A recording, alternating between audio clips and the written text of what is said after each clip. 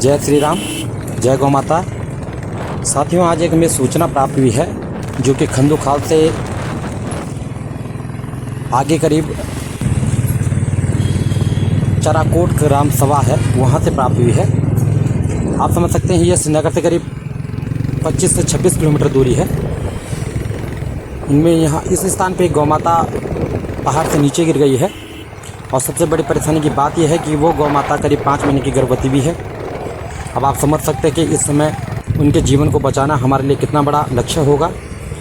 हम अपनी पूरी क्षमता अनुसार जितना जल्दी हम वहाँ पहुँच सकते हैं पहुँचे हैं। आप गौ माता की स्थिति को देख सकते हैं। सबसे पहले जैसे ही हम पहुँचे, हमने सबसे पहले गौ माता की स्थिति को देखकर पशु चिकित्सकों से सलाह ली है, क्योंकि जो ऐसे केस होते हैं उसमें पशु चिकित्सकों की जो अनिवार्यता है वो बहुत ज़्यादा ज़रूरी हो जाती है। और हम लगातार जो भी प्रयास कर रहे हैं उसमें हम सबसे पहले पशु चिकित्सकों की सलाह लेते हैं। उनके द्वारा हमें जो जो उपचार बताया गया हमारे द्वारा वो किया गया है। उपचार मिलने के कुछ समय बाद ही गौ माता जो है ये थोड़ा अपने को सुरक्षित महसूस कर रही है। पशु चिकित्सकों द्वारा हमें कुछ जानकारी बताई गई है जिससे हम इनके जो पिछला हिस्सा है उसकी स्थिति को देख सकते हैं, क्योंकि पहाड़ी से बहुत ऊंचाई से गौ माता गिरी हैं।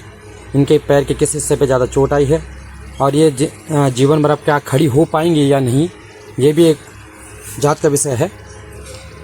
हमें पशु चिकित्सकों के द्वारा जो जो उपचार बताया गया वो हमने इन गौ माता को दिया है और अब इन गौ माता की स्थिति पहले से बहुत ज़्यादा अच्छी है।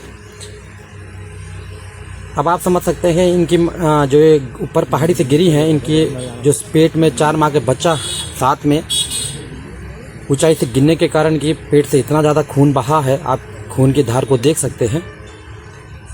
पर खून जो लगातार बह रहा था उसको रोकने का भी उपचार किया गया है।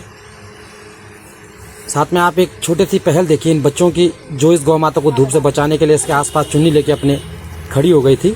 साथ में एक लड़के के द्वारा, छोटे से बच्चे के द्वारा टी-शर्ट उतार के गौ माता के ऊपर छाया के लिए व्यवस्था बनाई गई।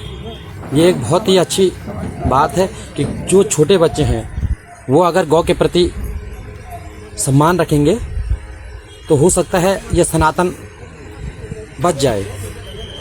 नहीं तो जो सनातन को डुबाने पे आए हुए हैं, जो फर्जी सनातनी नेता सफ़ेद कपड़े पहन के टोपी लगा के इधर उधर घूम रहे हैं, उन लोगों से सनातन को बचाने की उम्मीद तो नहीं की जा सकती। पर ये जो बच्चे हैं और ये जो महापुरुष हैं जिनके सहयोग से हम इन गौ माता को इनके सुरक्षित स्थान पर लाने का प्रयास कर रहे हैं, आप देख सकते हैं इनको सुरक्षित उतारा भी जा रहा है और अब इनको एक सुरक्षित स्थान पर रखा गया है, क्योंकि जिस स्थान पर गौ माता थी वहाँ पर ना पानी था और ना खाना था।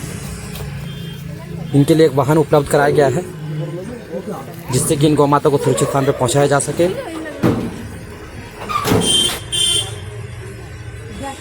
ये पीपल का एक पेड़ है जिसके नीचे छाया रहती है दिन भर। साथ में यहाँ पे पानी की पूरी व्यवस्था है और साथ में गांव भी नज़दीक है, जिससे कि जो गांव वाले हैं वो इसकी थोड़ा बहुत इसको खाना दे सके, जिससे कि इसका जो जीवन है वो कठिनाईपूर्ण ना रहे। हमारा पूरा प्रयास है कि ये गौ माता अपने पैरों पे जल्द से जल्द खड़ी हो और इसके लिए जितना भी प्रयास हमसे हो सकता था हमने पूरा किया है, क्योंकि जिस स्थान पे गौ माता गिरी है उस स्थान पे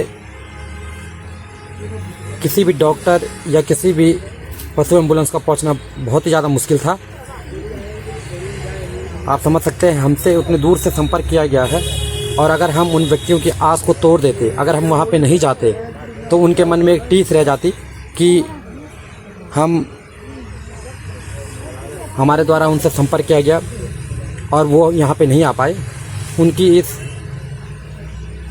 उनका जो ये दर्द था, जो वीडियो में वो भेजा गया है और उनके द्वारा जो हमें दर्द भरी आवाज़ से बात की गई, गौ माता को आप बचा लीजिए, तो हमें ऐसा लगा कि हमें सबसे पहले जो हमारा धर्म है वो सबसे पहला हमारा धर्म है गौ की रक्षा करना।